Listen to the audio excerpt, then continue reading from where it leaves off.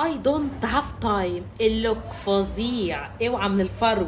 طيب تعالي معايا في الفيديو ده واسمعي الكلام اللي انا هقوله، وما تروحيش تعملي الحوار ده عشان الحوار ده مقفوش وبيبقى شكلك زي الزفت والنتيجه بتاعته معروفه، فما تشغليش عقلك.